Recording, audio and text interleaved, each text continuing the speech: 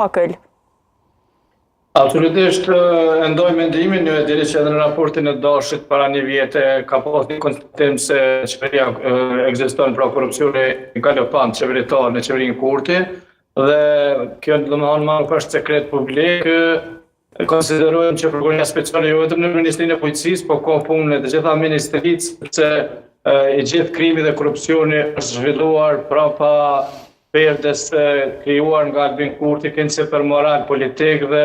kënaqëse stafi i tij nuk janë ata të cilët keq përdorin apo zhvatin buxhetin e Republikës së Kosovës dhe kjo është e kundërta, pra pas kësaj perdje të moralit ku po merr edhe vota, pra shumë vota dhe përfiton zgjedhjet që ndron një korrupsion galopant i cili i ka nxjerrë shumë punë prokurorisë speciale dhe besoj që do të shtohet numri prokurorëve edhe në prokurorisë speciale dhe prokurorit tjera që ky korrupsion të luftohet dhe më në fund asnjë zyrtar publik dhe asnjë ministër pavarësisht sa vota i merr nga populli të mos ndihet i privilegjuar apo të mos sillet kundër organeve të drejtësisë siç po sillet Albin Kurti, sepse ai në këtë mënyrë po thotë edhe le na të vjedhim, edhe ne jena të moralshëm të ndershëm dhe ne i vendosim vetë prokurorët, pra i fitoj zgjedhjet duke trumbetuar se do të ndërtojnë një prokurori sipas shefit e vet. Prandaj unë nuk e quaj spektakël, e quaj një punë shtesë prokurorisë speciale dhe por prezumimi i pafajësisë ekziston për gjithë zyrtarët të cilët janë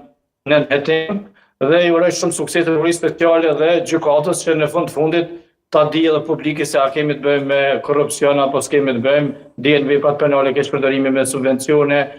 keqpërdorimi në prokurim publik janë keqpërdorimi i autoritetit zyrtar janë jashtë vepra penale, dhënia e rishpetit, marrja e rishpetit dhe kurdisja të nderave tjera, meqense kodit e procedurës penale ka lejuar dhe është dispozite veçantë ku prokuroria speciale ose dhe prokuroria e shtetit mund të nisë hetimet edhe nga lajmet në media. Pra nuk është çdo qytetar duhet ta tregojë ose ta kallëzojë një vepër penale që po ndodh, që mund të ndodh dhe gjithashtu nëse nuk ka informata direkte mund të bëhet edhe përmes media, pra nuk e quaj spektakël, por e quaj si më thon zbatim të rendit dhe ligjit në Kosovë.